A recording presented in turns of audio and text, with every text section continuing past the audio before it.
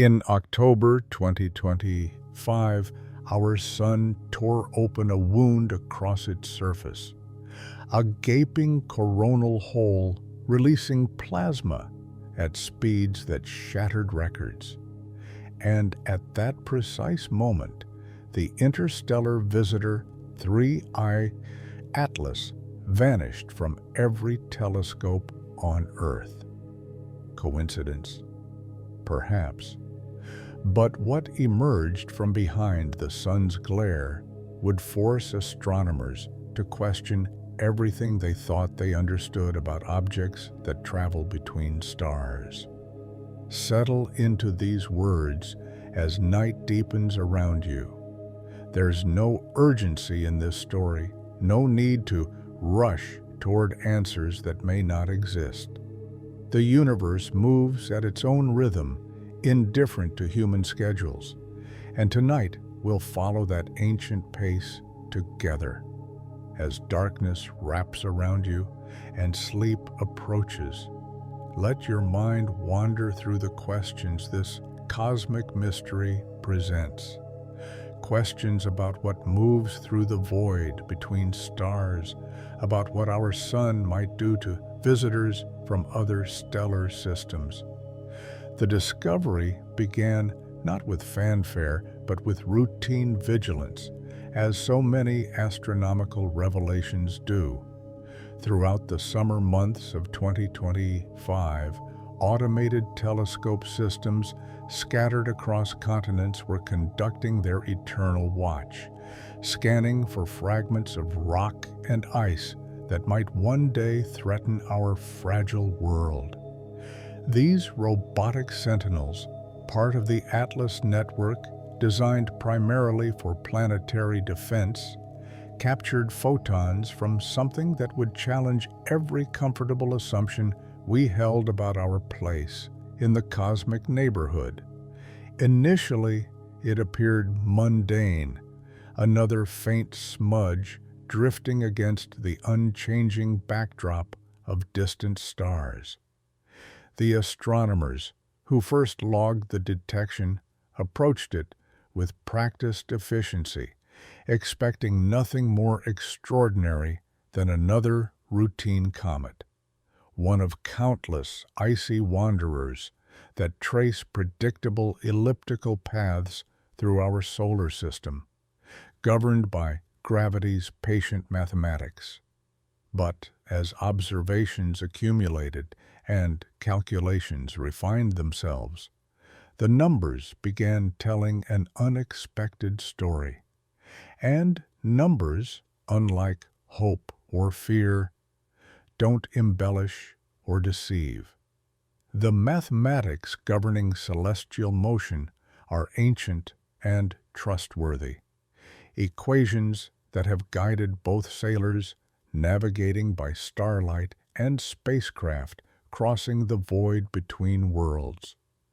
When orbital specialists calculated the trajectory of this new visitor, something fundamental shifted in the data stream. The path refused to curve back toward our sun in the closed ellipse that gravity should have imposed. Instead, the trajectory opened outward into a hyperbola, carrying that unmistakable signature of an object originating from elsewhere, destined to return there once its brief passage through our neighborhood concluded. This marked it as interstellar, only the third such confirmed visitor in recorded human history. The first, Oumuamua, had arrived in 2017 like a puzzle wrapped in motion, its peculiar elongated form and inexplicable acceleration, triggering debates that continue reverberating through scientific literature even now. The second, Comet Borisov, in 2019, had been more reassuring, more familiar in its behavior, acting as comets should. Now came 3I Atlas, and with its arrival, new riddles that resisted comfortable explanations. Let your breathing deepen as we consider what it means for something to arrive from the darkness between stellar systems. The distances involved mock every human attempt at comprehension.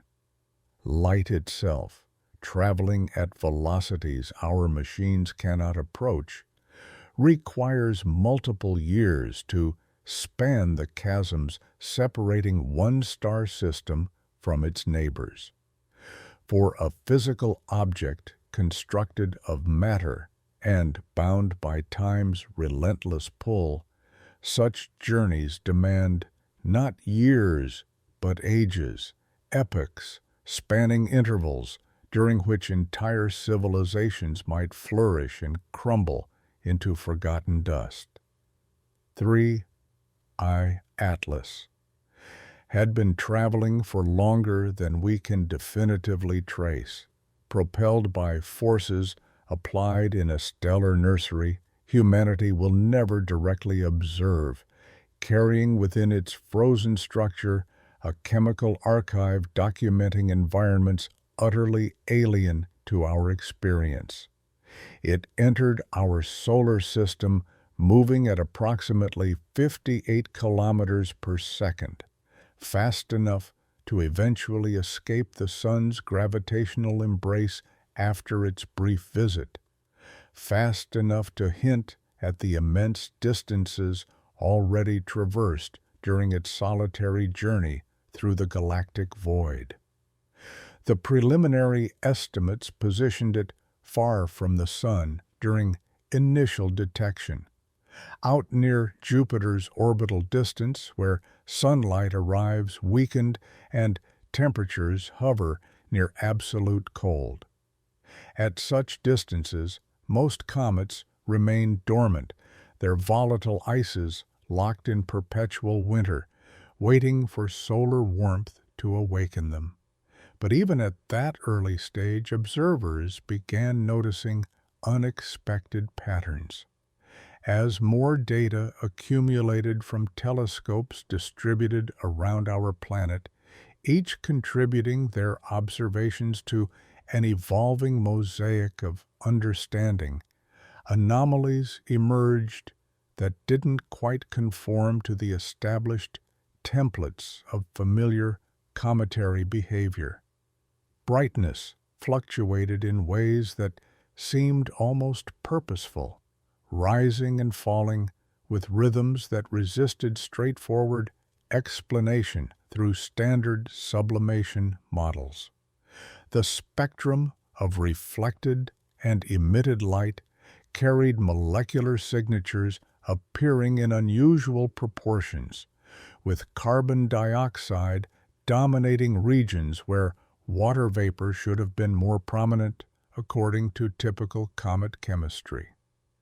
These weren't violations of natural law, but they represented deviations from expectation, subtle hints that this visitor operated according to rules shaped under fundamentally different stellar conditions than those governing our local cosmic neighborhood. Information spread through the global astronomical community with electronic speed. Observing time on premier telescopes, normally allocated months ahead through competitive proposal processes, suddenly became available through emergency provisions. The Hubble Space Telescope, orbiting serenely above Earth's atmospheric distortions, redirected its unblinking gaze toward this enigmatic traveler. What its instruments captured would fuel discussions continuing even as you listen to these words in the gathering quiet of your evening. The images revealed a faint glow surrounding the nucleus, that characteristic coma of liberated gas and dust marking active comets. A tail was beginning to form, though more subtle than predictions suggested it should be, pointing away from the sun as solar radiation pressure pushed particles outward into space. But complications lurked in the details, subtle anomalies in the structures that made veteran comet observers pause and reconsider assumptions they'd held for decades about what they were truly witnessing.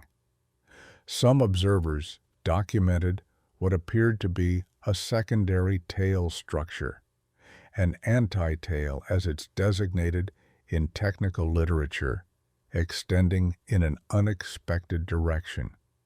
This phenomenon, while not entirely unknown in cometary science, added further layers of intrigue to an already complex observational picture. The physics governing how dust and gas interact with solar radiation and the solar wind can produce such features, but their manifestation in 3I Atlas seemed particularly pronounced, as if the object was shedding material through mechanisms that standard models struggled to fully capture or predict. Dr. Elena Martinez, coordinating observations from the California Institute of Technology's Planetary Science Division, assembled a collaborative team tracking the object's evolution as it descended deeper into the sun's gravitational well. Her group monitored brightness changes, measured coma composition through spectroscopic analysis, and attempted to constrain the size of the hidden nucleus buried beneath its glowing veil. Each new measurement delivered fresh data, but also introduced new puzzles that existing theoretical frameworks couldn't quite accommodate satisfactorily. The size estimates proved particularly elusive and frustrating. Initial calculations, based primarily on how much sunlight the object reflected back toward Earth, suggested something potentially enormous, perhaps approaching 20 kilometers across. But these calculations assumed certain reflectivity values, certain ratios of solid surface area to glowing gas envelope. As more detailed observations accumulated, particularly from infrared instruments capable of penetrating some of the obscuring dust, the estimated size contracted dramatically. The nucleus might measure only 3 to 5 kilometers wide, perhaps even smaller, though substantial uncertainty persisted in these measurements. This size question matters profoundly because dimensions connect directly to mass, and mass determines how much material the object can shed before disintegrating completely.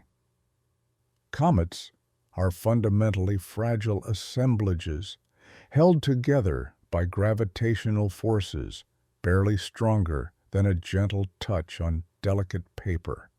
They fragment, they crumble, they dissolve under the sun's merciless heat like frost evaporating in morning light.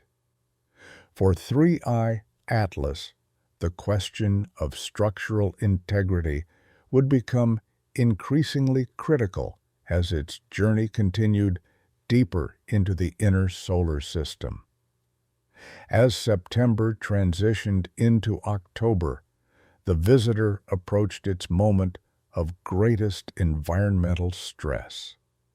Perihelion, that closest approach to our star, was scheduled for October 31st, 2025.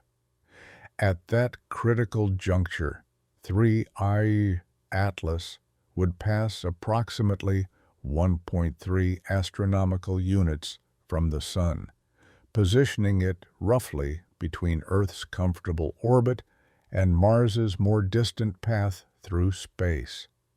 The heating would intensify dramatically, driving violent sublimation of ices, potentially fracturing the nucleus through thermal stress and differential expansion across its irregular surface. Astronomers worldwide prepared for this critical observation window with meticulous planning and coordination. Multiple observatories synchronized their schedules, ensuring continuous coverage as the object rounded the Sun on its hyperbolic trajectory. The European Space Agency's Solar Orbiter, though not designed specifically for cometary observations, found itself fortuitously positioned to potentially capture unique perspectives during the close approach. Mars orbiters received alerts and prepared observation protocols, as 3I Atlas would pass remarkably close to the red planet on October 5th, offering an unprecedented opportunity for detailed imaging from relatively nearby vantage points. But then something profoundly unexpected occurred that would transform the narrative entirely. Before the object could reach perihelion, before it could pass through that moment of maximum solar heating that astronomers had been anticipating, its behavior shifted in ways demanding immediate explanation. The brightness increased more rapidly than computational models predicted, then plateaued unexpectedly, then surged again in patterns that seemed almost rhythmic, almost purposeful. Spectroscopic observations showed the chemical composition of the coma evolving in ways that defied conventional expectations.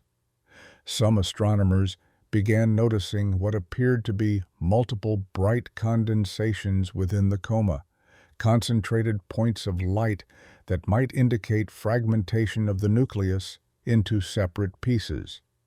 This phenomenon isn't particularly unusual. Many comets break apart under solar stress, their weak structures failing under thermal and gravitational forces. But the pattern of these fragments, if fragments they truly were, didn't quite match previous observations of disintegrating comets documented throughout astronomical history. They seemed to maintain coherence longer than models predicted, moving in trajectories that suggested something beyond simple gravitational dynamics governing their paths. It was during this puzzling period that speculation began intensifying beyond the usual boundaries of astronomical discourse and scientific caution. Dr. Abraham Loeb, a respected astrophysicist at Harvard with a well-documented interest in exploring the possibility of extraterrestrial technology, published a preliminary paper examining 3I Atlas through an unconventional analytical lens. His analysis, conducted with rigorous mathematical framework, explored whether the object's trajectory and unusual behavioral patterns might be consistent with artificial rather than natural origin. The paper carefully noted several features that, while not constituting proof of anything extraordinary, were statistically unusual when considered collectively. The alignment of the object's path with our solar system's ecliptic plane, the geometry of its closest approaches to multiple planets, the precise timing of its passage through the inner solar system. All these factors, when combined through probabilistic analysis, produced values low enough to warrant consideration of alternatives to the natural comet hypothesis, or so the paper argued. To be absolutely clear, Loeb and his colleagues did not claim certainty about their conclusions. Science rarely offers such luxury when confronting unique events that may never repeat within observation windows. Instead, they proposed this as a rigorous thought experiment, a methodology for exploring the boundaries of what accumulated observations could definitively rule out or tentatively support. The analytical approach was sound, even if the conclusions struck many mainstream planetary scientists as premature or speculative. But in our modern information ecosystem, nuance often evaporates somewhere between initial publication and its propagation through media channels hungry for attention-grabbing narratives. Headlines simplified the complex message, as headlines inevitably must in our attention-scarce world. Harvard scientist suggests possible alien probe captures substantially more attention than astrophysicist proposes alternative hypothesis requiring additional data to adequately constrain probability distributions. The public response divided sharply between those fascinated by the possibility that science had finally discovered evidence of intelligence beyond Earth, and skeptics who dismissed the entire discussion as sensationalism masquerading as serious scientific inquiry. The truth, as frequently occurs in science, resided somewhere in the careful middle ground between dramatic extremes and comfortable certainties. 3. Atlas was neither a mundane chunk of ice behaving exactly as centuries of comet observations predicted, nor was it a spacecraft broadcasting its artificial nature through obvious technological signatures or deliberate maneuvers. It was something more intellectually interesting and scientifically subtle, a natural object from another stellar system entirely, carrying within its composition and behavioral patterns the fingerprints of formation. Conditions fundamentally unlike those that shaped the familiar comets populating our solar system. The carbon dioxide dominance in its coma provided crucial clues to astronomers assembling this puzzle. In our solar system, comets that formed in the outer reaches beyond Neptune's orbit tend to be rich in water ice, with carbon dioxide present as a secondary component in lower concentrations.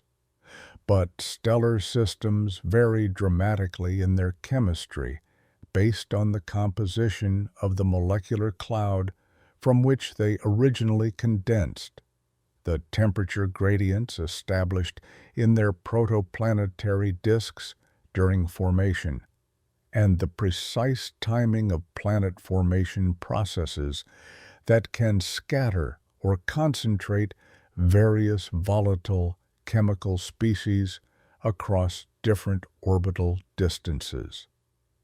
A star system with different initial elemental abundances might naturally produce comets where carbon dioxide serves as the primary ice component, with water relegated to a minor constituent role.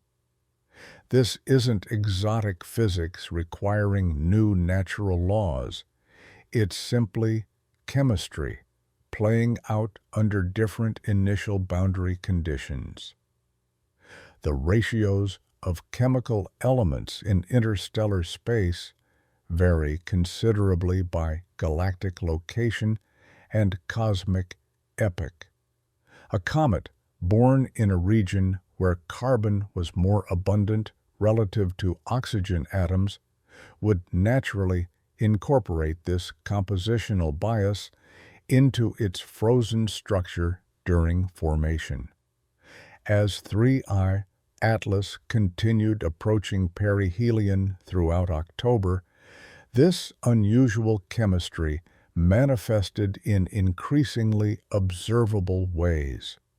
The sublimation of carbon dioxide ice occurs at slightly lower temperatures compared to water ice, meaning the comet became active and began producing its coma at greater distances from the Sun than water-dominated comets typically do.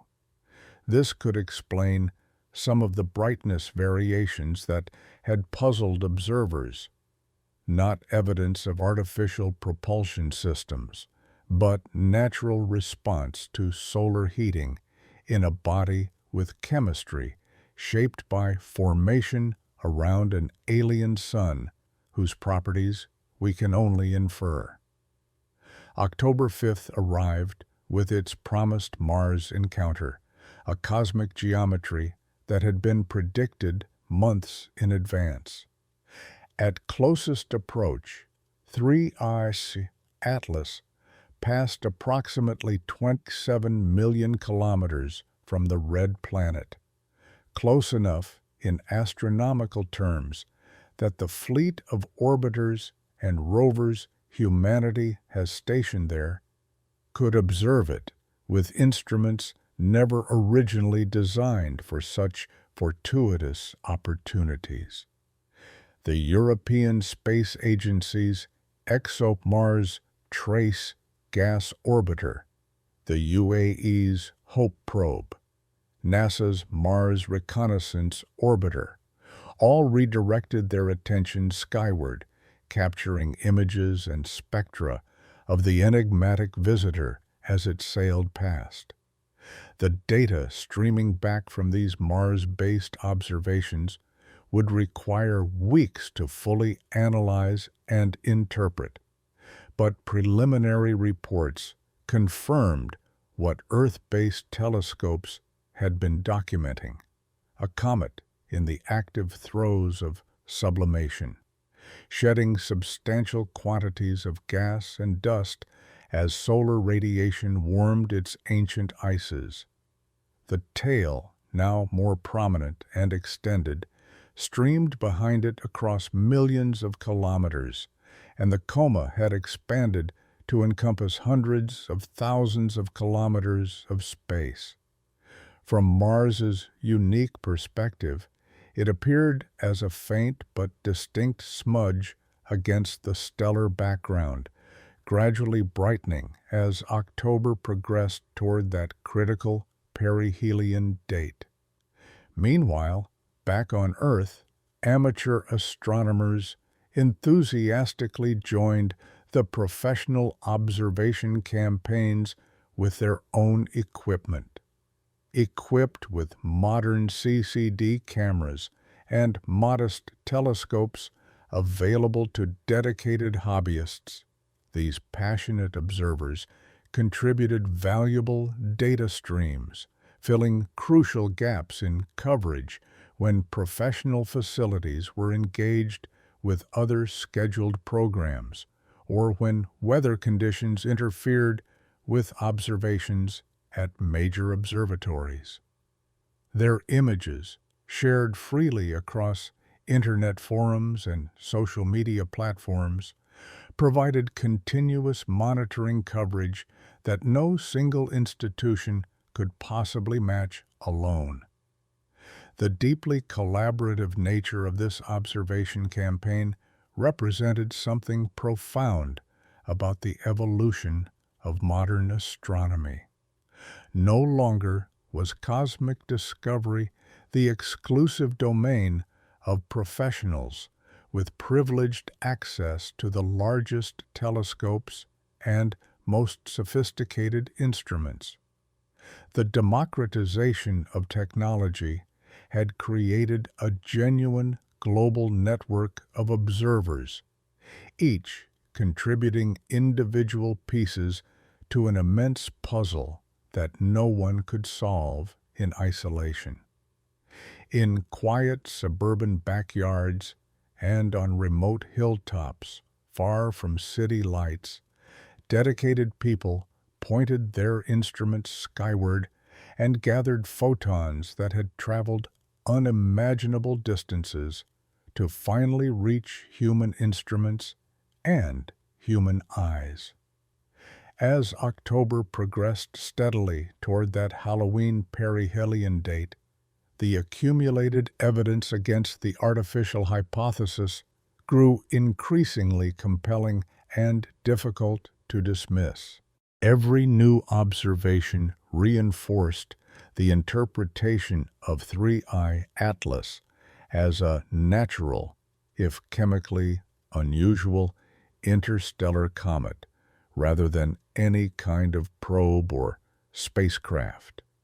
The tale grew and evolved in precisely the manner that computational models of sublimating ice predicted based on known physics. The spectrum evolved systematically as different volatile chemical species became active at different temperatures, corresponding to their individual sublimation points. The brightness variations, once thought mysterious and potentially indicative of deliberate control, could be adequately explained by the irregular shape of the nucleus combined with uneven distribution of volatile ices across its rotating surface. The apparent fragments or condensations noted in the expanding coma proved consistent with entirely natural fragmentation processes that comets frequently undergo. Comets often shed pieces as thermal stress creates deep fractures in their weak structures, as subsurface pockets of volatile ice suddenly vent explosively, or as feeble gravitational bonds prove insufficient to hold loosely consolidated material together against disruptive forces.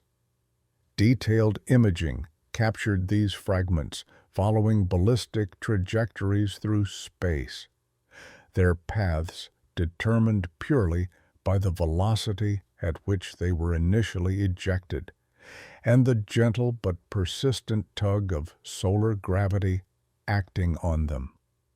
By late October, as 3I Atlas approached its scheduled perihelion passage with growing media attention, the astronomical community had reached a working consensus based on accumulated evidence.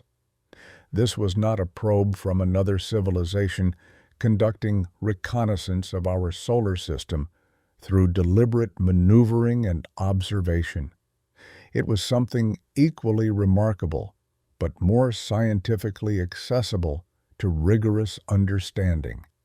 A pristine sample of matter from another star's planetary system, offering an extraordinarily rare opportunity to study the composition and physical structure of material, formed under environmental conditions differing from those that prevailed in our own cosmic neighborhood during solar system formation.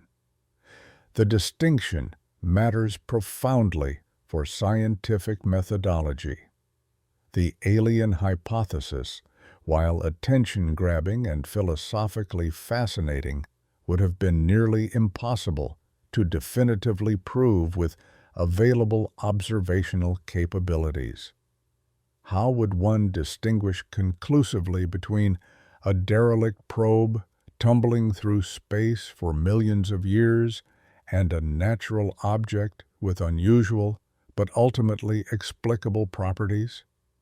Without close-up examination, without the ability to detect artificial structures or electromagnetic signals, such questions would remain perpetually ambiguous, interesting thought experiments, but scientifically unresolvable given current technological limitations. The natural comet interpretation, by contrast, opened doors to specific scientific questions with achievable answers accessible through established methodologies. What precise composition characterized the nucleus at molecular and isotopic levels? How did the dust grain size distribution compare quantitatively to solar system comets we'd studied extensively? What isotopic ratios could be measured in the sublimating gases, potentially offering clues about temperature and pressure conditions during the comet's original formation billions of years ago? These questions could be systematically addressed through spectroscopy, photometry, and computational modeling, tools astronomers had refined and validated over decades of studying cometary visitors. As October 31st approached with gathering anticipation, telescopes distributed around the world prepared meticulously for the perihelion passage. This would be the moment of maximum activity, when solar heating reached its absolute peak and the comet's nucleus would face its most severe environmental stress. Would it survive intact, maintaining structural coherence, or would it disintegrate into a dispersing cloud of fragments like so many comets before it had done? The answer would provide crucial constraints on its internal structure and mechanical strength, parameters that would in turn inform fundamental understanding of how interstellar objects survive their lonely journeys through the harsh galactic environment. But perihelion presented a significant observational challenge that frustrated astronomers. From Earth's geometric perspective, 3I Atlas would pass nearly directly behind the Sun's overwhelming brightness, its position in the sky making ground-based observations extremely difficult or entirely impossible during the most scientifically critical days. Space-based observational assets offered some relief from this geometric constraint, but even they faced serious limitations. The sun's intense brightness overwhelms nearby objects in the sky, creating glare that obscures faint comets unless specialized equipment physically blocks the solar disk from instrument fields of view. This geometric reality meant there would be an unavoidable gap in continuous coverage, a window spanning several days when humanity's understanding of 3I Atlas would necessarily rely on interpolation and modeling rather than direct observation. What the comet actually did during this hidden passage would only become clear when it finally emerged on the far side of the Sun, when telescopes could once again track its position and measure its properties directly. The uncertainty persisting during this observational blackout period would prove fertile ground for continued speculation across both scientific and public forums. November arrived with 3I Atlas beginning its outbound journey, having apparently survived perihelion passage structurally intact. As it gradually re-emerged from solar conjunction and escaped the sun's overwhelming glare, observers confirmed with relief that the nucleus remained coherent as a single body, still actively shedding gas and dust, but showing no clear signs of catastrophic fragmentation into multiple large pieces.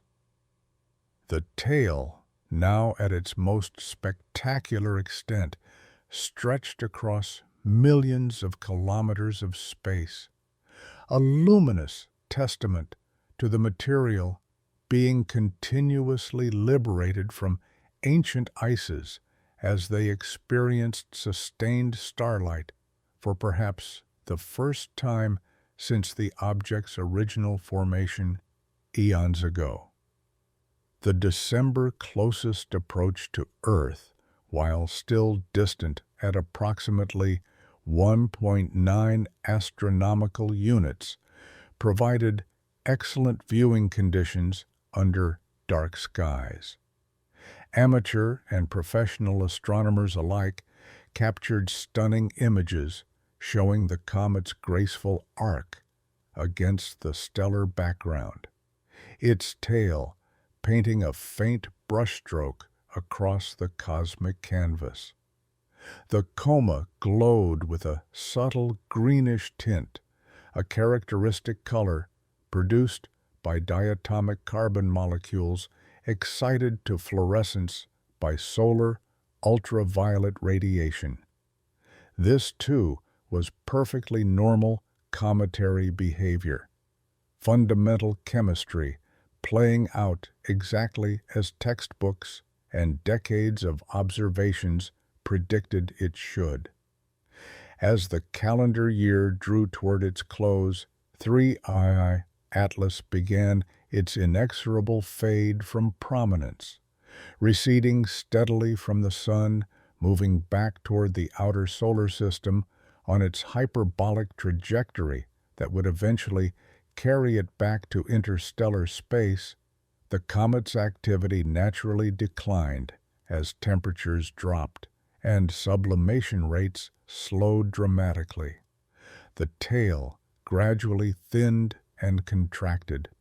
The coma steadily shrank, and the nucleus once again retreated into dormancy and darkness. By early 2026, it would be too faint for all but the largest professional telescopes to track successfully. By mid-year, it would effectively disappear from human observation capabilities entirely, carrying its remaining secrets back into interstellar space from which it came.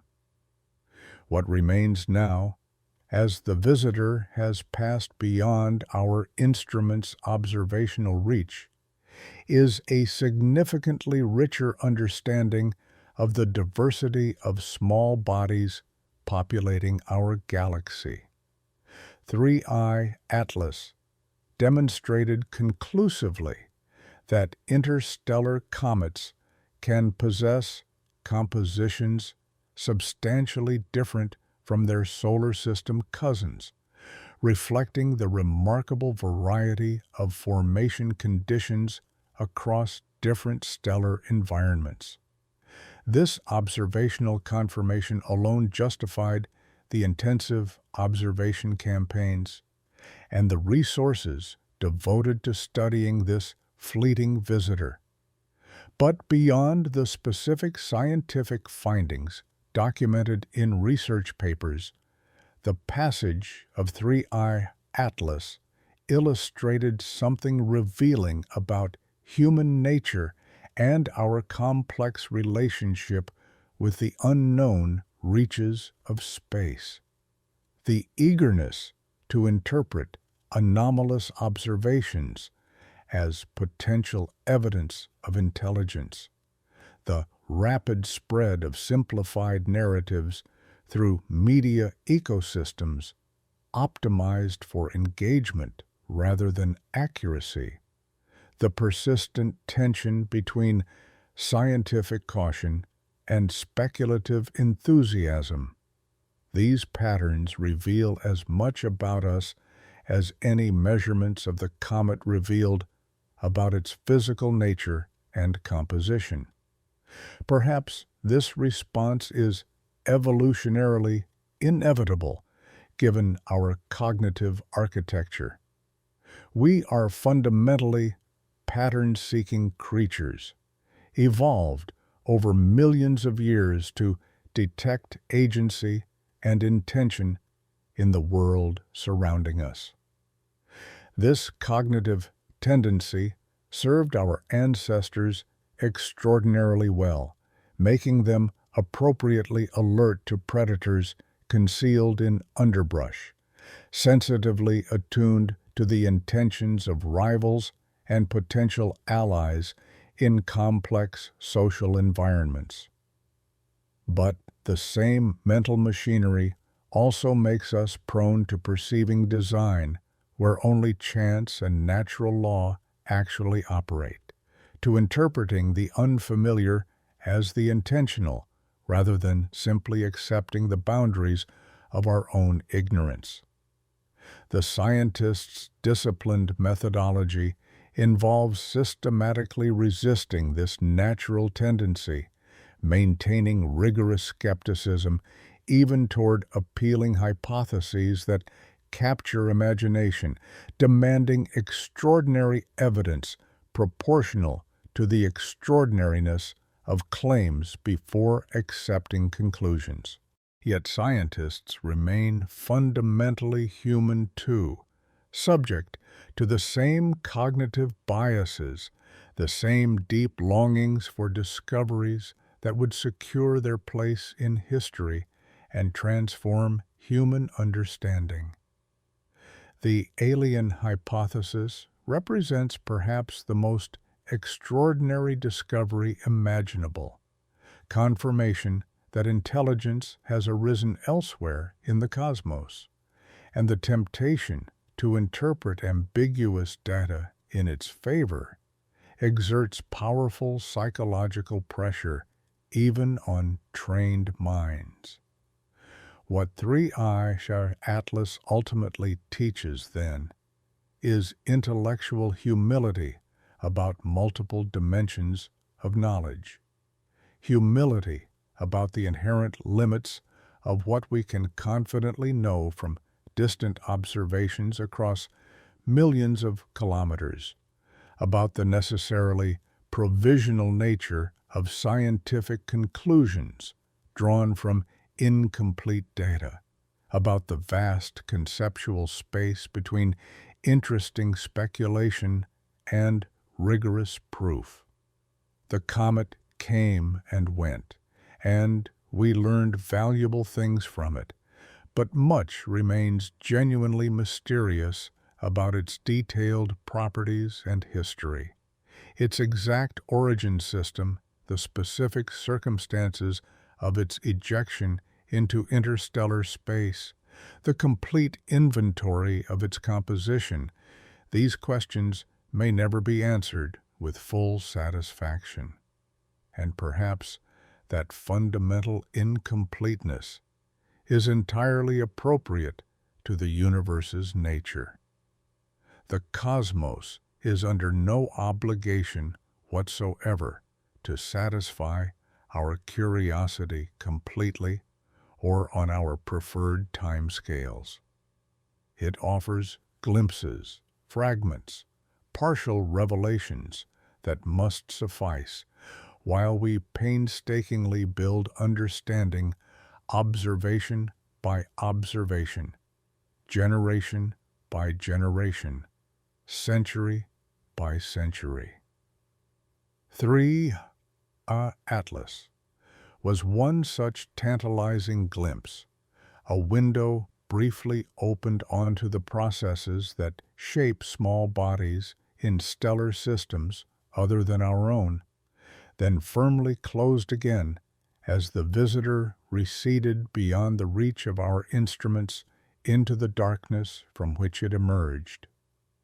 The story, however, doesn't conclude simply with the object's departure from our observable sphere of detection. The data meticulously collected during those intensive months of coordinated observation will fuel research papers and doctoral dissertations for years to come.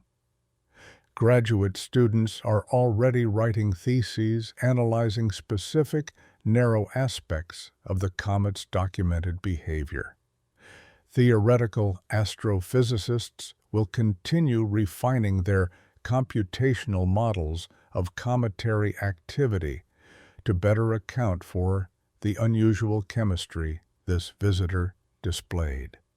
And always, persistently in the background of these technical discussions, will linger the fundamental question: what else might be drifting through the darkness between stars at this very moment, waiting for chance orbital mechanics to bring it close enough for human instruments to notice? The statistical projections suggest we should expect increasing numbers of interstellar visitors now that our detection capabilities have improved substantially. 3I Atlas was only the third confirmed detection, but it almost certainly won't be the last such visitor documented this century. Each new detection will inevitably bring its own unique set of surprises, its own deviations from established expectations, because objects from other stellar systems formed under environmental conditions we can only indirectly infer from distant astronomical observations rather than study directly. Every visitor serves as a messenger of sorts, carrying encoded information in its composition, its physical structure, its behavioral responses to solar heating that we must learn to decode. Some of these future visitors may prove even more anomalous than 3I Atlas presented itself. Perhaps one will show compelling evidence of complex organic chemistry, prebiotic molecules associated with life's building blocks, raising profound questions about panspermia and the potential spread of biological ingredients through the galaxy. Perhaps one will exhibit truly inexplicable behavior that genuinely resists interpretation through known physics, forcing a legitimate crisis in our understanding rather than merely puzzling us temporarily. Or perhaps they will all be, like 3I Atlas ultimately proved, fascinating but natural objects that expand our knowledge incrementally without overturning fundamental theoretical assumptions. The public reaction to 3I Atlas also offers valuable lessons worth contemplating as you drift toward sleep. In our age of instantaneous communication and algorithmic amplification designed to maximize engagement, sensational narratives spread with remarkable velocity across digital networks. Claims that might once have remained confined to specialized academic publications now reach millions of people within mere hours, often stripped entirely of nuance and careful qualification in the translation process. Harvard scientist claims alien probe carries vastly more viral potential than researcher explores alternative hypotheses within rigorous Bayesian statistical framework, even when the latter phrase more accurately represents the actual scholarly work being discussed. This creates genuine challenges for science communication in our modern media ecosystem. How does one maintain intellectual honesty about inherent uncertainty while also managing to be heard above the overwhelming noise of confident but unfounded claims competing for attention? How does one preserve the tentative, provisional nature of scientific conclusions when media incentive structures strongly favor definitive statements that generate clicks and engagement?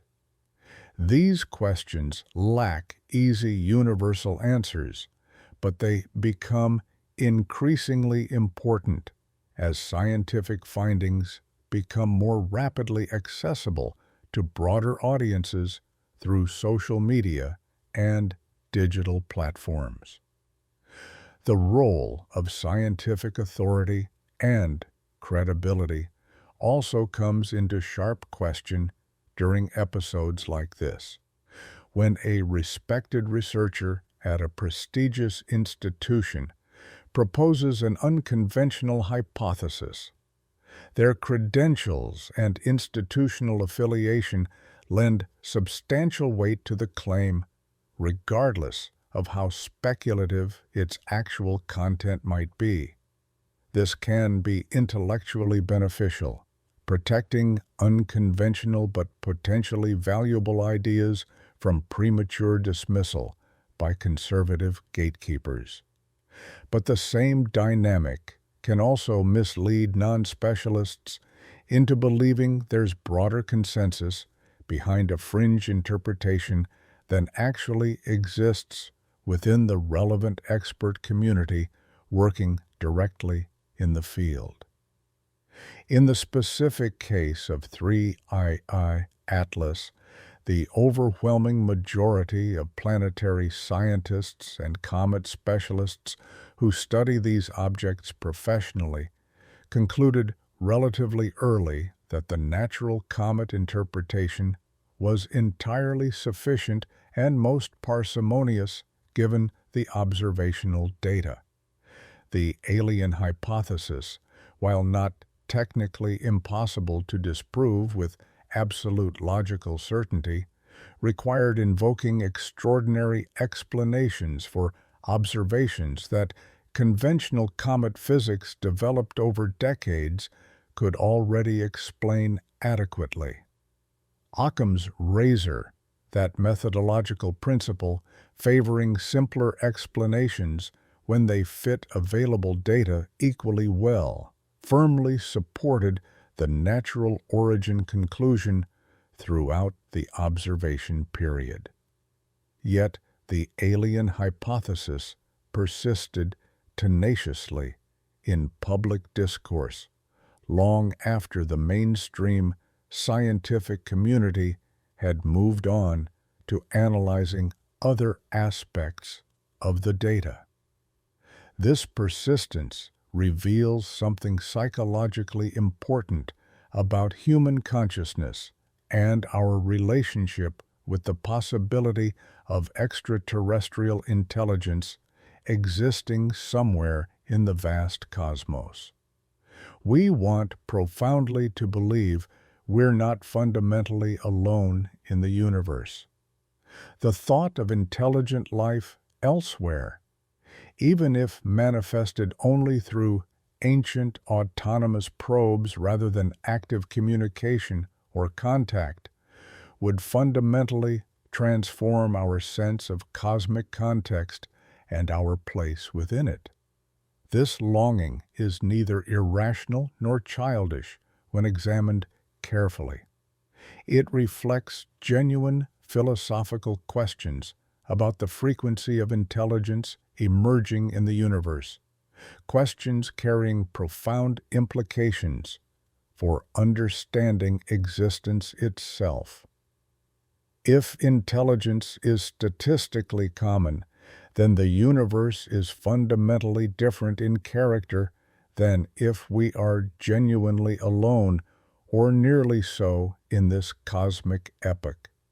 The systematic search for biosignatures and technosignatures represents entirely legitimate scientific inquiry, and occasional false alarms are absolutely inevitable when searching for signals that would rank among the most important discoveries in human intellectual history.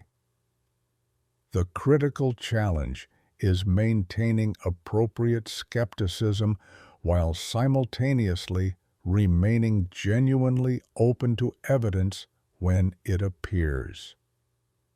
3I Atlas demonstrated clearly that this balance is extremely difficult to achieve in practice, especially in real time as observations accumulate and interpretations evolve continuously.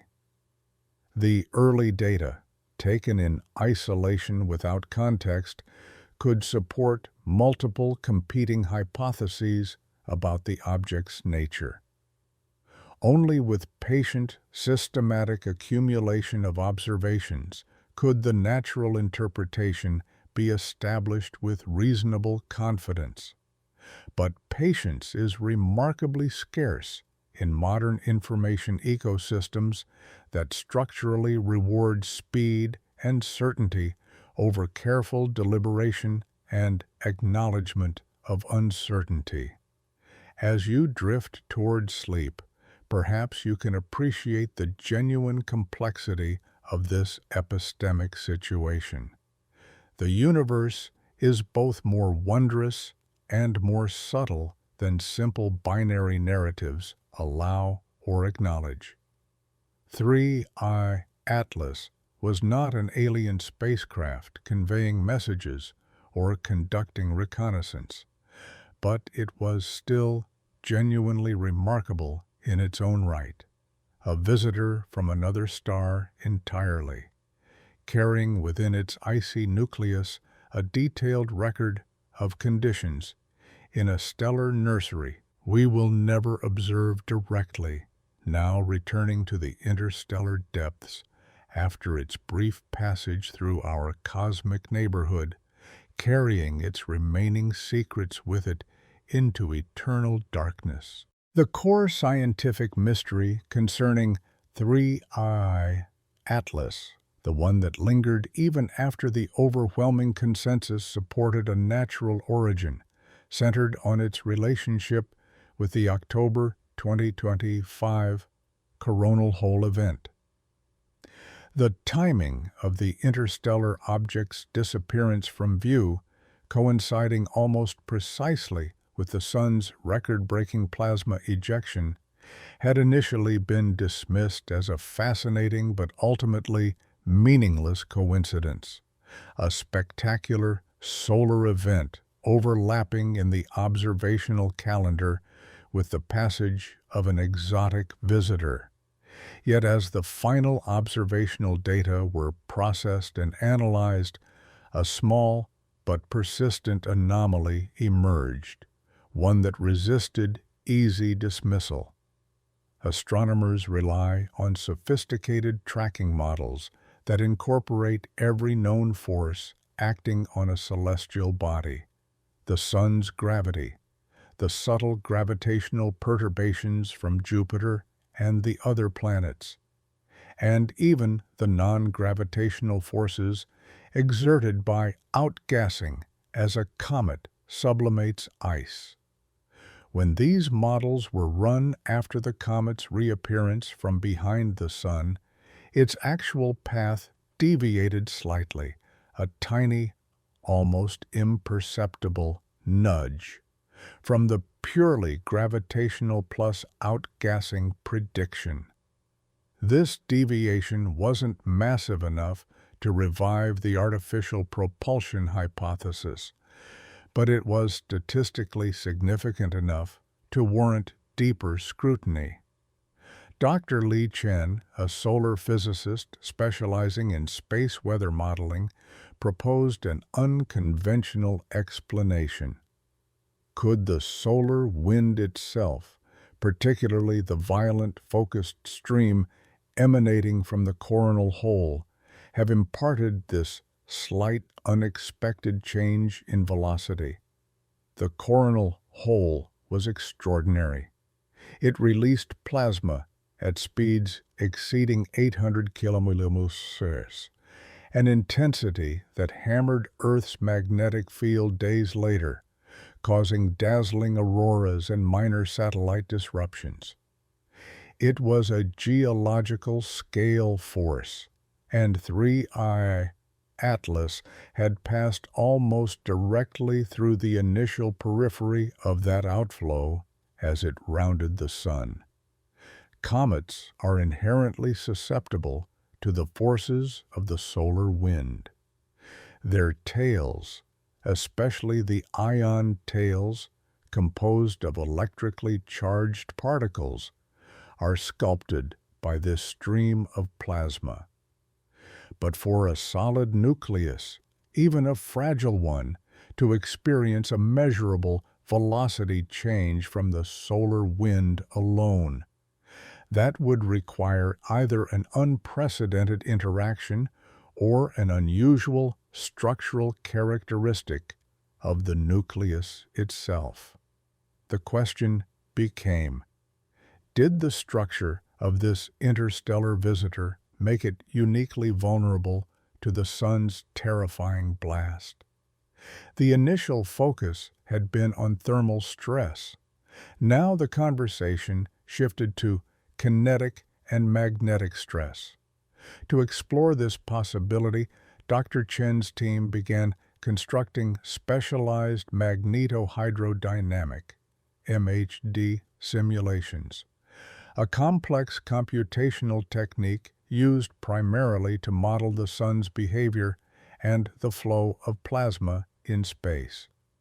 They adapted these models to include a proxy for 3I Atlas, a small, highly porous body moving through the simulated environment of the coronal hole outflow.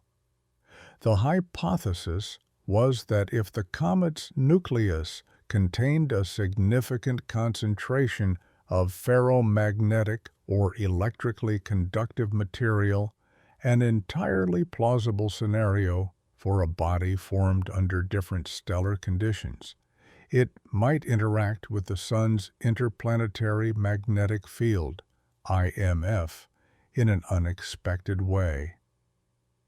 The Sun's coronal hole ejected plasma that carried a highly structured, localized magnetic field embedded within it. As the interstellar comet, with its potentially unusual internal composition, traversed this magnetic flux tube, the interaction could generate induced currents within the nucleus. These currents, in turn, could interact with the strong magnetic fields, creating a small Lorentz force, a fundamental force acting on charged particles in a magnetic field that would apply the slightest push against the comet's trajectory. This proposed mechanism was highly speculative, but the simulations offered a path toward testing its plausibility. The initial simulation results were tantalizing. If 3I Atlas had a porosity exceeding 80%, making it essentially a cloud of dust and ice loosely held together, and contained as little as 5% metallic silicates with good conductivity, the calculated Lorentz force could, in fact, account for the observed orbital anomaly. This meant the timing of the comet's disappearance behind the Sun and the dramatic coronal hole eruption might not have been a coincidence. The coronal hole outflow, a torrent of highly magnetized plasma, could have been the very force that subtly but measurably deflected the visitor.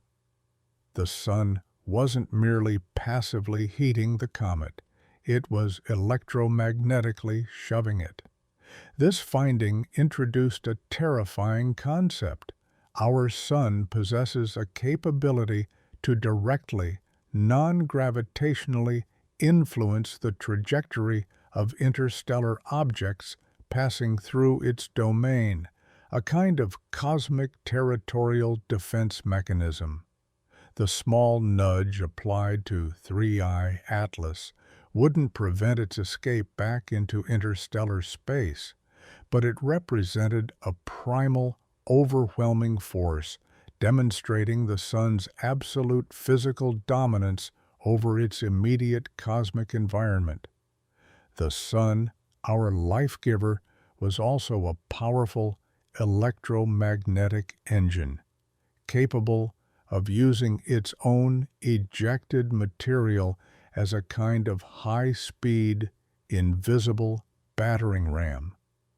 The implication of the Sun's electromagnetic nudge extended far beyond correcting a few degrees of arc in 3I Atlas's flight path.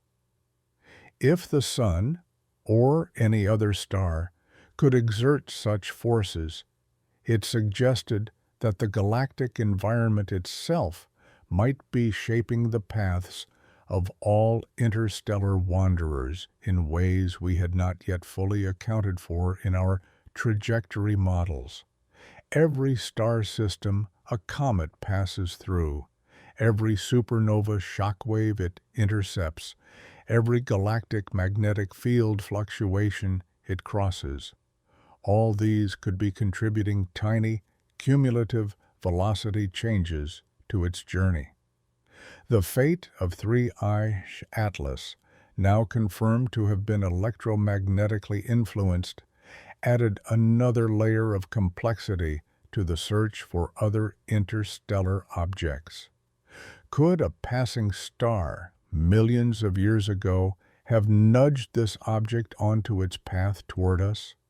Was the object's original solar system the victim of a star system scale nudge that sent its cometary cloud outwards?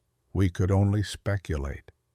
What was concrete was the realization that the physics governing the cosmos involves more than just the patient mathematics of gravity. It involves charged particles, magnetic fields, and solar violence. The documentary's central theme, 3 Atlas is now doing something terrifying to our Sun, required a subtle reinterpretation based on these findings. It wasn't the comet that was terrifying the Sun, it was the Sun's power that was terrifying to the comet, and by extension to humanity's assumptions about its passive nature. The Sun was a cosmic bouncer, forcefully directing traffic in its own neighborhood. The knowledge gleaned from 3I Atlas, therefore, isn't just about an unusual comet. It's about a foundational rethinking of stellar influence on the interstellar medium. It forces us to acknowledge that the forces we see operating in our everyday solar system, gravity, light pressure, outgassing, are just the gentle parts of a spectrum that extends into the violent, high-energy realm of coronal mass ejections and solar wind acceleration. This interstellar visitor, in its brief passage and its subtle deviation, acted as a measuring device, giving us the first concrete evidence of our star's deeper, more primal power. And as 3I Atlas fades, carrying this new data with it, we are left with the chilling certainty that our Sun is far more active, powerful, and territorial than we had comfortably assumed. The terrifying aspect of the Sun's measured influence on 3I Atlas lies in the scale of the power required to effect even that minor orbital correction. Imagine the entire kinetic energy of a 3 to 5 kilometer chunk of rock and ice, traveling at nearly 60 kilometers per second relative to the Sun, being altered enough to be mathematically detectable over a span of millions of kilometers. While the Sun's gravity dominates the macro-scale motion, the subtle non-gravitational deflection demanded a concentrated release of energy, the very energy released by the coronal hole, to act as a highly focused directional beam. This realization fundamentally shifts how astronomers view the Sun's role in governing its environment. We often picture the solar system as a tranquil clockwork mechanism governed by Newton's predictable laws. But the 3I Atlas data reveals it to be a turbulent, electromagnetically charged soup where forces like gravity are merely the long-term averages. In the short term, during periods of intense solar activity, objects are subject to sudden, powerful bursts of plasma pressure and magnetic torque that can temporarily overpower the subtle forces of outgassing that typically define a comet's non-gravitational motion. The MHD simulations also offered a grim prediction about the fate of other, smaller, interstellar dust and ice fragments. If the 3-kilometer nucleus of 3I Atlas was nudged, then dust particles and small, fragile micrometeoroids from interstellar space are likely being swept up, disintegrated, or violently accelerated by the Sun's constant outpourings. The Sun may, in effect, be acting as a galactic vacuum cleaner, or, more accurately, a plasma jet cannon, aggressively clearing its immediate orbital neighborhood of less massive interstellar debris. This explains why confirmed interstellar objects are so rare. The vast majority may not survive their passage, or their trajectories are so drastically altered that they are never successfully identified. Contemplating this power, let your thoughts settle on the sheer scale of the energy exchange. The energy of a solar flare or a coronal mass ejection can exceed the total energy output of all human civilization over thousands of years. It is raw, untamed stellar power, and 3I Atlas was merely a tiny, frozen probe that briefly took the measure of that terrifying force. Its subtle deviation is a scar, a mathematical signature of violence etched onto its trajectory.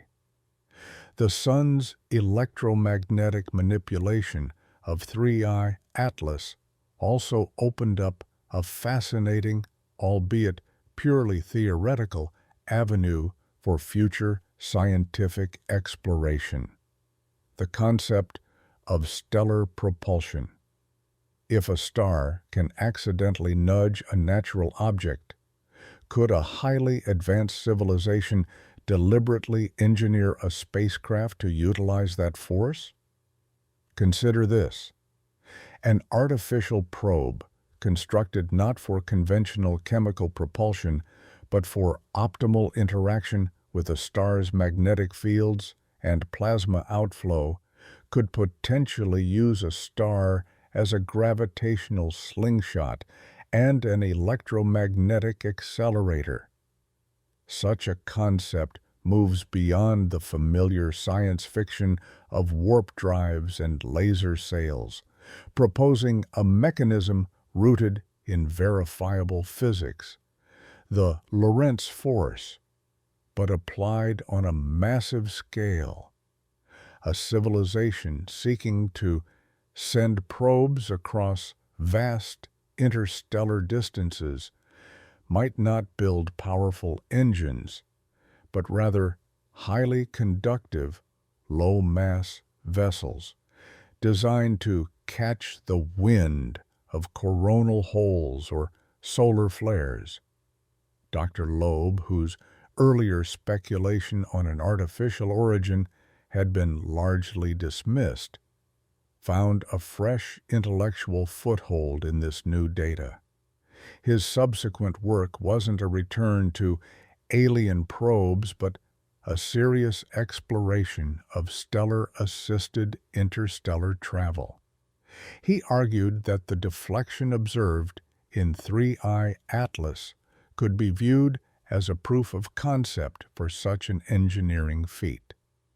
The natural object provided the baseline interaction. An engineered object could optimize that interaction for propulsion and maneuvering. This thought experiment changes the focus of the search for technosignatures in future interstellar objects. Instead of looking for radio signals or deliberate structural features, astronomers might need to start looking for orbital anomalies that are too large to be explained by natural physics. An acceleration that suggests a vessel deliberately steered itself into a star's coronal hole to gain a velocity boost. The new baseline for a natural trajectory correction is the tiny nudge observed in 3I Atlas.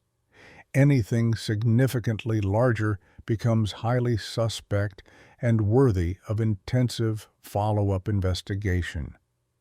The sun, in its terrifying electromagnetic power, doesn't just clear its path.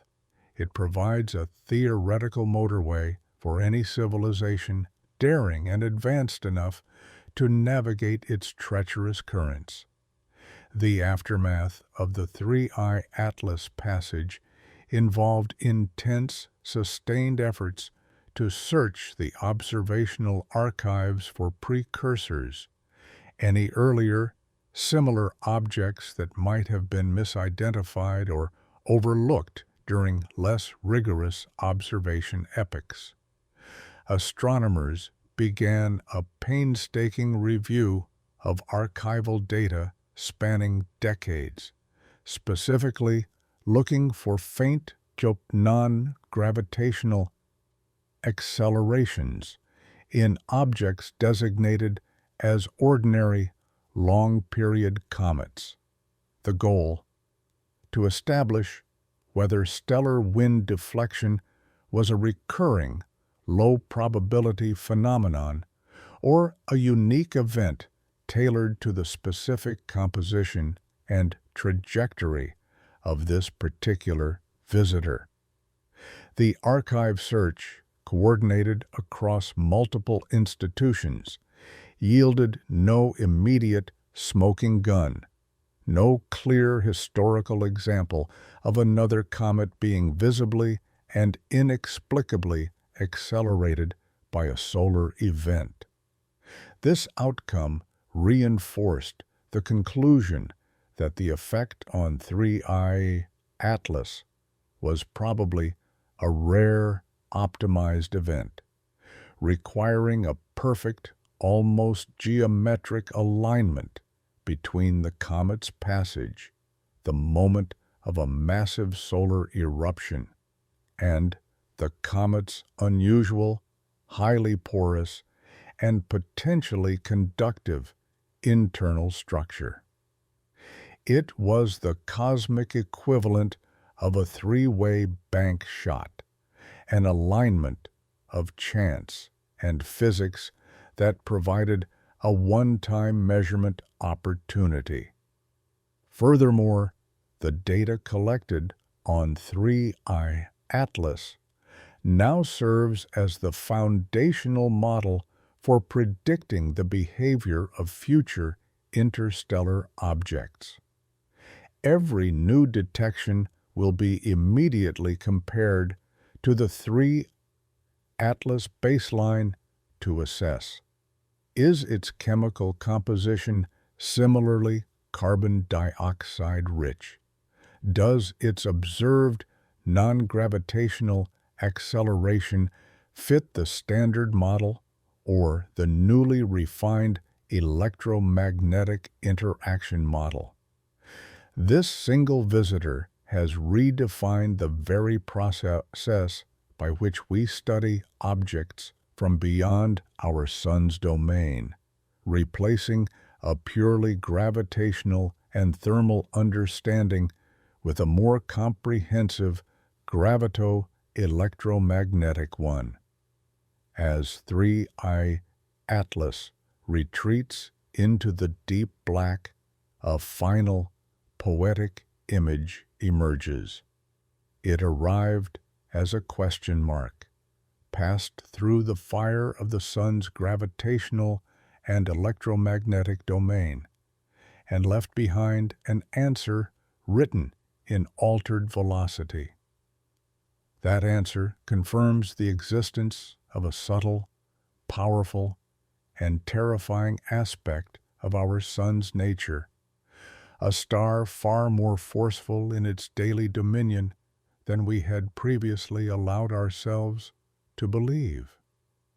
The long journey of the interstellar comet continues, but now it carries a small, permanent signature of the sun's passage, a cosmic memory of our star's terrible power.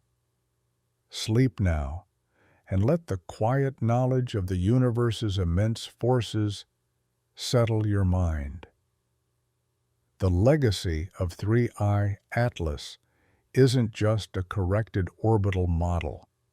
It is the establishment of an entirely new field of study: interstellar object-solar interaction dynamics, IOSID. This field focuses exclusively on the highly specific, high-energy events that occur during the brief passage of an interstellar visitor through the inner solar system. It moves beyond the traditional focus on composition and origin to concentrate on transient, relativistic effects and the non-conservative forces at play near a star. One of the most profound, lingering questions addressed by IOSID is the possibility of information transfer during the flyby, not in the sense of deliberate communication, but the physical exchange of matter and energy. As the highly charged plasma from the coronal hole flowed over 3I Atlas, it didn't just push it. It almost certainly embedded solar material into the comet's structure. Protons, electrons, and highly ionized atoms from the sun's own atmosphere, accelerated to extreme velocities, must have bombarded the comet's surface, implanting trace amounts of solar origin material. The implications are scientifically massive. If any future mission were ever capable of reaching 3I Atlas in the outer solar system, or if we were lucky enough to detect a second interstellar visitor with a similar composition, the analysis of its surface layers could reveal implanted solar wind particles.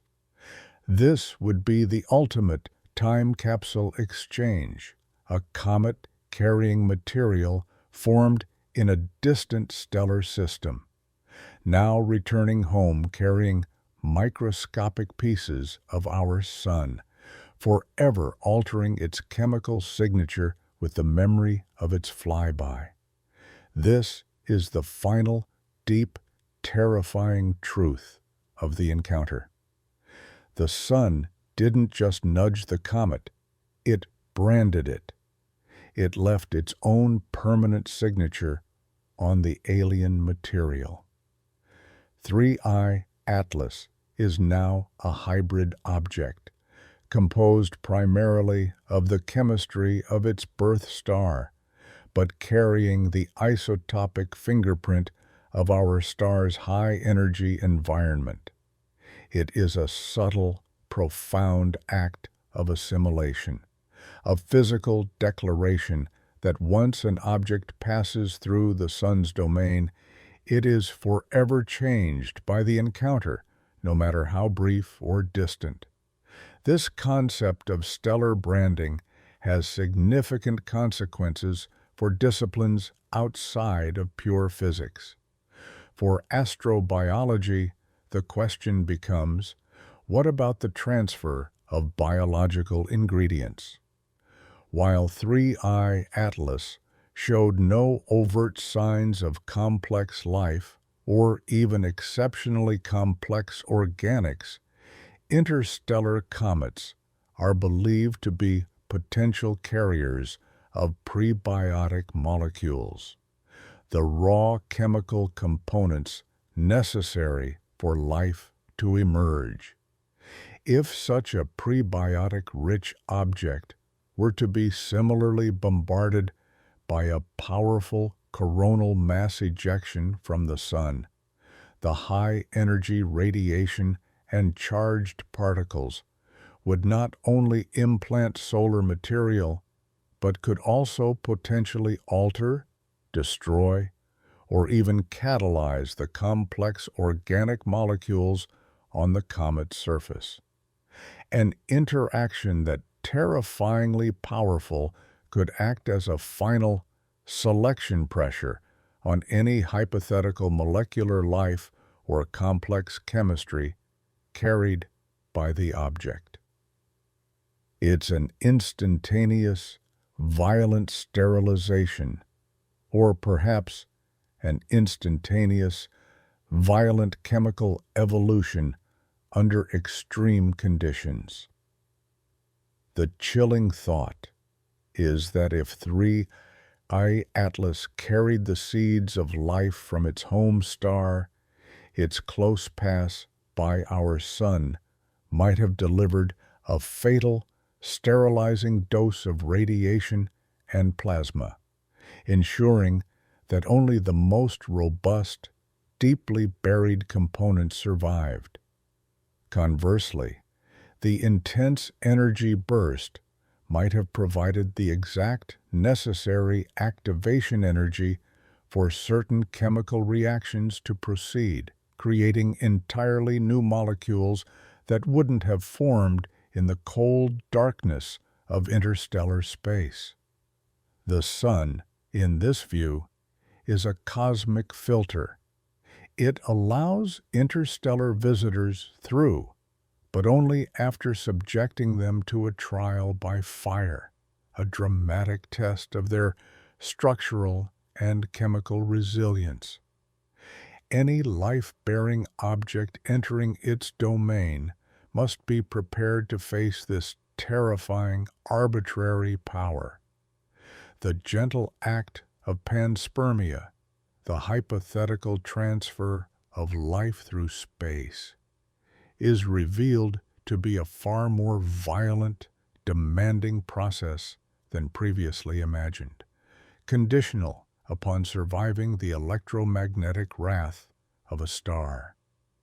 The final part of the 3I Atlas narrative shifts from the purely physical to the epistemological, the way we know what we know. The entire dramatic episode underscored the critical role of serendipity in astronomical discovery and the inherent limitations of human observation. 3I Atlas's critical deflection was only measurable because of the pre-existing Atlas network designed for planetary defense, which provided the high-cadence, highly accurate astrometry data that enabled the subtle orbital shift to be detected. Had this object arrived just a decade earlier, before the full deployment of these automated surveys, it would likely have been logged as an ordinary comet, its small anomaly forever masked by the larger uncertainties of older observational techniques. The Sun's secret would have remained safe, and our understanding of stellar influence would be incomplete. Furthermore, the deflection occurred precisely during the solar conjunction blackout period, when the comet was behind the Sun. We did not see the interaction happen. We only measured its consequence, the tiny subsequent change in momentum. The most terrifying moment of the object's journey, its interaction with the high-speed plasma, was completely hidden from earthly view, available only through the painstaking, difficult work of computational simulation and model refinement. This forces a humbling conclusion. The most violent and formative events in the cosmos often happen unseen.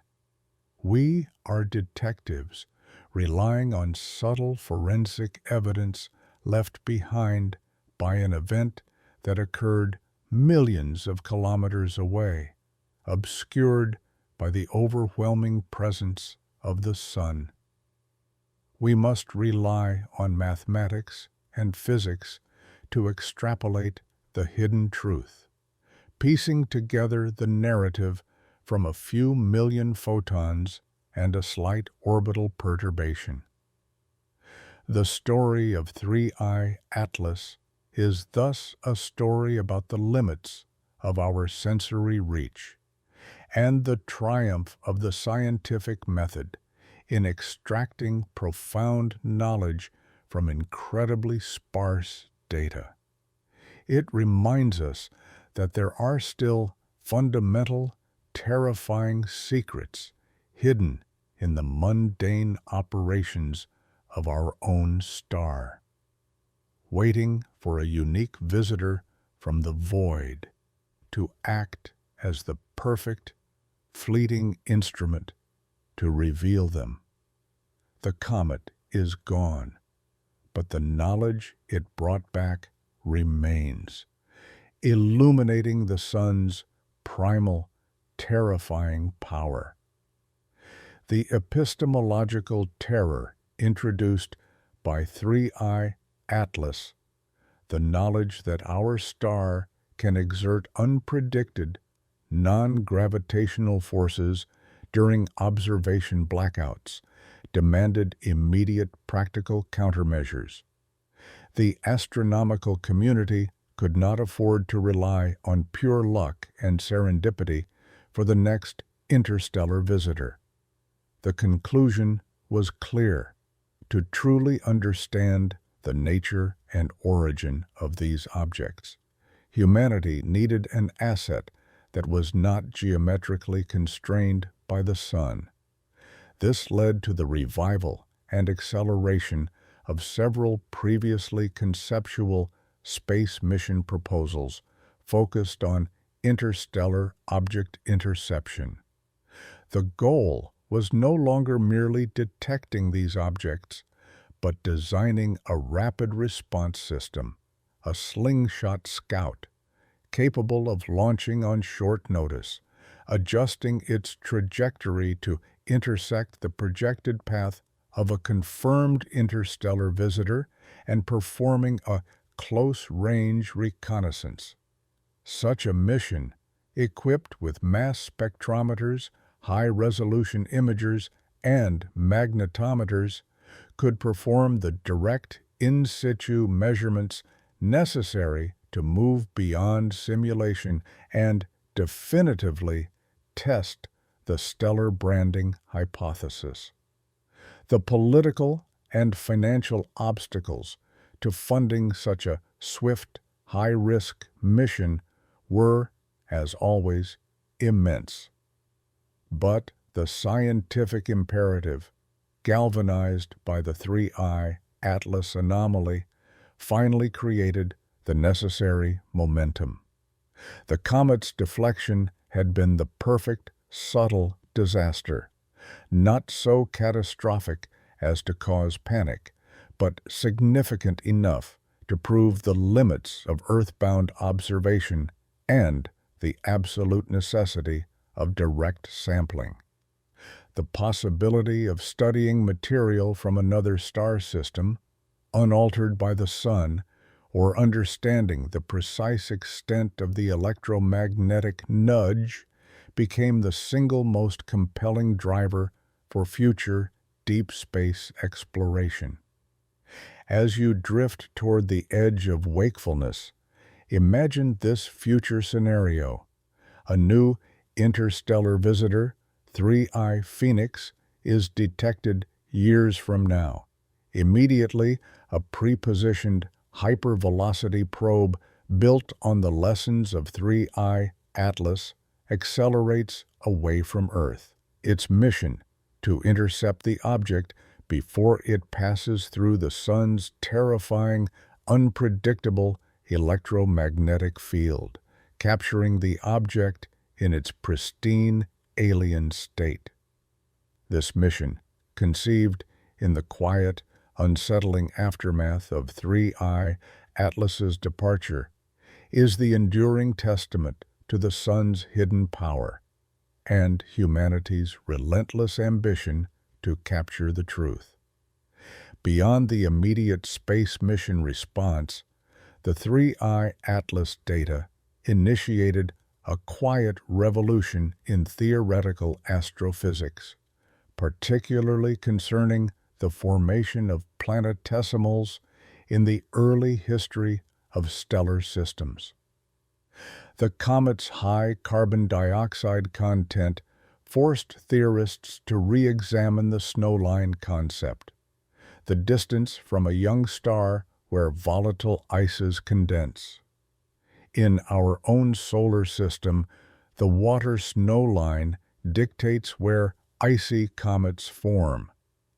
The unusual composition of 3I Atlas suggests its original stellar system had either a vastly different initial chemical composition, more carbon relative to oxygen, or experienced a significantly colder or warmer early phase than our Sun's system, shifting the relative positions of the CO2 and H2O snowlines. This suggests a far greater diversity in protoplanetary disk chemistry than previously modeled. The implications are breathtaking. If stellar systems are chemically more diverse than we thought, then the very building blocks delivered to planets, the fundamental ingredients for life, could vary wildly from star to star. A planet forming in a system whose comets are rich in CO2 and other exotic compounds might develop a geochemistry fundamentally different from Earth's. 3I Atlas, therefore, is not just a comet. It is a frozen piece of another star's creation story, challenging our parochial views of cosmic formation. The theoretical work now underway is racing to integrate these high-carbon models, attempting to construct simulations of alien solar systems where conditions exist to forge a CO2-dominated object like 3I Atlas. This intellectual endeavor is profound, forcing physicists to push the boundaries of known solar system chemistry and embrace a truly galactic perspective on planet formation. The terrifying thing is the realization that everything we thought was normal about our solar system, our abundance of water ice, our specific ratios of elements, is merely one possible outcome among countless stellar possibilities. As 3I Atlas continued its quiet recession from the inner solar system, its fading light carried one final complex message about the nature of knowledge and the role of speculation in science. The initial thrilling hypothesis of an artificial probe, though ultimately unsupported by the evidence, had served a vital, if disruptive, function. It had focused global attention and resources on an otherwise fleeting natural event. Without the media frenzy and the intense scientific debate sparked by the speculation, it is highly probable that the deep, detailed, continuous observation required to measure the tiny, electromagnetically induced orbital anomaly would never have been mobilized. The sun's subtle secret would have remained a footnote, a small residual in the noise of data. The search for the extraordinary, the alien probe, inadvertently led to the discovery of a profound, extraordinary truth about the physics of our own star. This leaves astronomers with a philosophical dilemma. How aggressively should speculation be pursued, even when initial evidence is weak? The case of 3 Atlas suggests that a certain amount of daring, high-profile hypothesis testing, the kind that excites the public and commands resources, can be scientifically productive, provided that the data analysis remains relentlessly rigorous and self-correcting. The process, in the end, worked.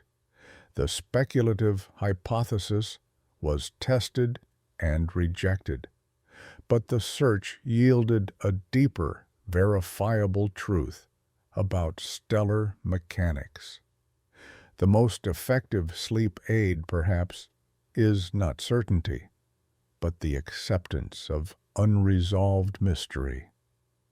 3I Atlas is gone, but the fundamental questions remain.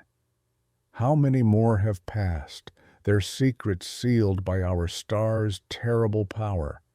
And when the next visitor arrives, will we be technologically prepared to intercept and analyze its secrets before the sun can brand it anew?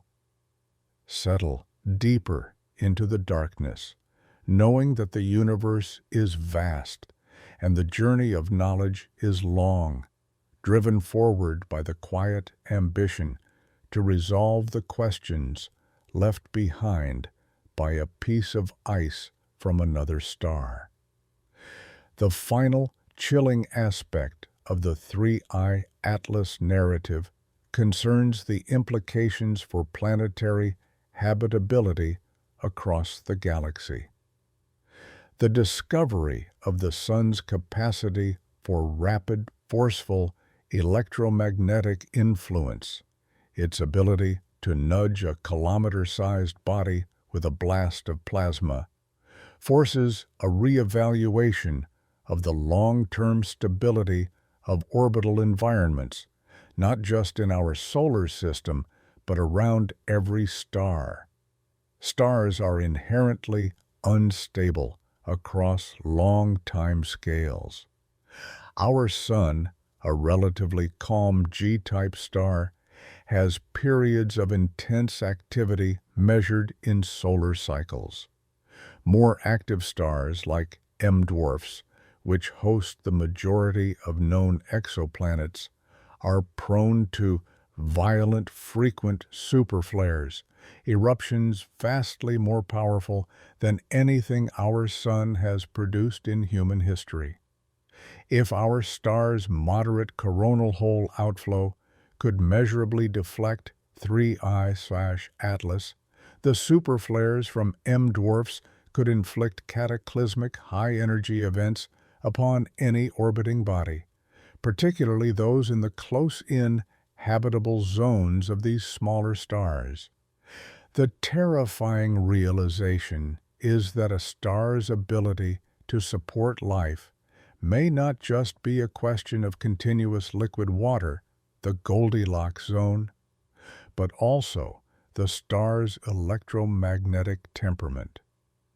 A planet might orbit perfectly within the temperature zone, yet its atmosphere and surface chemistry could be constantly bombarded and eroded by high-speed, highly magnetized plasma, effectively sterilizing the environment or preventing the development of complex life. The subtle, silent demonstration of force by our Sun, witnessed via 3I Atlas, provides the first concrete evidence that stellar temperament is a primary filter for life in the galaxy. This introduces the concept of the electromagnetic habitability zone, a region where a planet receives adequate thermal energy but is not subjected to stellar flares and coronal ejections so violent and frequent that they destabilize geochemistry or destroy life's building blocks. The universe may be teeming with planets in the thermal habitable zone, but very few surviving the terrifying, persistent onslaught of their own star's electromagnetic violence. The data from 3I Atlas also casts a new shadow on the question of cosmic dust and Earth's history. Every year, thousands of tons of micrometeoroids and cosmic dust rain down on Earth, much of it originating from comets and asteroids. Some fraction of this is interstellar dust, tiny particles swept up from the galaxy. If the Sun aggressively filters and accelerates interstellar material, as the 3I Atlas data suggests, then the composition of the cosmic dust reaching Earth may be highly biased. The Sun's electromagnetic field acts like a sophisticated particle accelerator and separator, changing the velocity and potentially the chemical state of any incoming interstellar material. This means that the interstellar dust we collect in Earth's atmosphere or polar ice cores might not represent the true pristine composition of the interstellar medium, but rather the sun-filtered, sun-altered remainder. This subtly terrifying idea suggests that our understanding of the basic raw ingredients of the galaxy, derived from studying this dust, could be fundamentally skewed by the aggressive nature of our own star. It raises a fascinating counter-question. If we could sample the material from a planet orbiting a star with a much weaker magnetic field and lower solar activity, would the interstellar dust collected there reveal a completely different, richer, and more varied composition? The small comet 3I Atlas, in its simple passage, exposed the profound difficulty of gaining unbiased knowledge in a star-dominated environment. It taught us that the Sun is not a passive beacon of light and heat, but a complex, powerful machine whose very existence imposes geochemical and kinematic boundaries on everything that enters its domain. We are living inside a giant, electromagnetically active, stellar physics experiment, and the data we collect is always, invariably, stamped by the presence of the star. As the final threads of the 3I Atlas narrative conclude, the enduring image is one of cosmic solitude and resilience. The comet, A piece of ice forged in a distant star system traversed the light years, survived the immense gravitational forces of our sun, endured the terrifying electromagnetic blast of the coronal hole, and continued its journey back into the void. It was damaged, subtly nudged, and chemically branded by its passage, but it ultimately remained intact. This resilience provides a final, quiet comfort. While the sun's power is immense and terrifying, the basic structures of matter forged in the cosmos are often incredibly robust. The physical laws that govern the formation of comets and planets are universal, and objects born in the galaxy can endure the harsh environments they encounter. The journey of 3I Atlas is a demonstration of galactic survival, a silent affirmation that matter can persist against the most powerful forces known to physics. The story of the 3I Atlas is now doing something terrifying to our sun, ultimately resolves into a deeper, more nuanced appreciation of our place in the cosmos. We are not isolated. We are routinely visited by wanderers from beyond. But the local conditions, the immediate, overwhelming environment created by our star, determine the terms of that encounter. The terror is not in the object itself, but in the unseen power of the familiar sun and the profound, humbling difficulty of observing the truth of the universe when we are living so close to one of its greatest engines of power.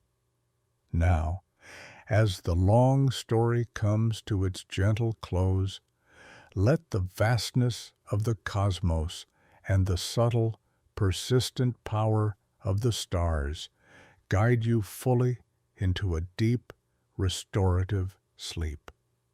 The universe is a place of wonder, complexity, and overwhelming force. But tonight, you are safe, resting quietly on a planet, shielded by its own magnetic field, momentarily safe from the terrifying, magnificent power that governs all things. Good night. The departure of 3I/ATLAS left behind not a resolution, but a collection of profound, unanswered questions, now centralized within the burgeoning field of IOCID. The primary unresolved mystery centers on the internal structure and electrical properties that made 3I/ATLAS so uniquely susceptible to the sun's electromagnetic nudge. Since direct physical sampling was impossible, scientists are forced to rely on computational inversions, a method of working backward from the observed effect to determine the most likely cause. If the deflection was indeed caused by the Lorentz force acting on induced currents within the nucleus, as strongly suggested by the MHD models, then the nucleus of 3I/ATLAS must possess characteristics rarely, if ever, seen in solar system comets. Specifically, it implies a significant concentration of metallic, conductive elements or highly structured crystalline water ice, material that can interact efficiently with the sun's magnetic field, interspersed within its highly porous structure. This points to a radical difference in the formation environment of its parent star. Did the comet originate near a star rich in heavy elements? Was it formed in a region of its protoplanetary disk where magnetic fields played a more dominant role in accretion than in our own? Furthermore, The spectral analysis of the comet's coma, while confirming the CO2 dominance, also revealed subtle, short-lived spikes of highly ionized atoms, suggesting periods of extreme energy input into the surface. While some ionization is expected from solar ultraviolet radiation, the intensity and timing of these spikes correlated loosely with known periods of high solar wind velocity. This spectral noise could be the direct, visible evidence of the plasma bombardment, the moment the sun's outflow violently stripped electrons from the comet's surface molecules. The lingering question is whether this high-energy interaction was destructive or transformative. Did the plasma bombardment merely strip away surface layers, or did the massive energy flux synthesize new, complex molecules in the chaos? Could the intense, localized energy acting on the carbon-rich ices have formed long-chain hydrocarbons or even amino acid precursors in an instant of stellar wrath?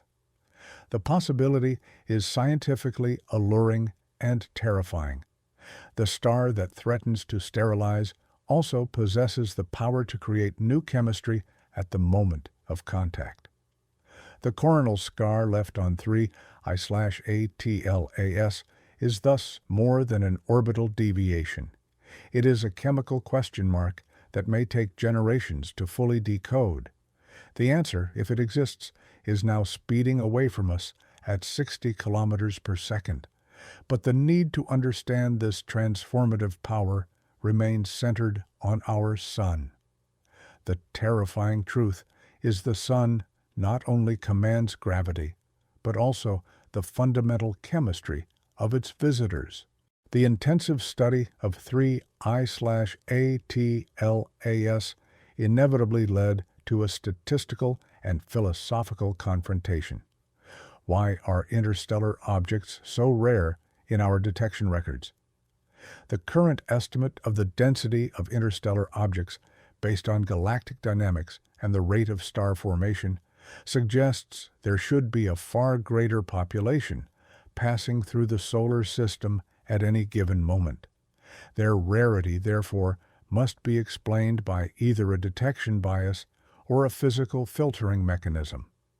The 3I/ATLAS data strongly supports the latter. The sun's aggressive filtering is likely pruning the galactic inventory.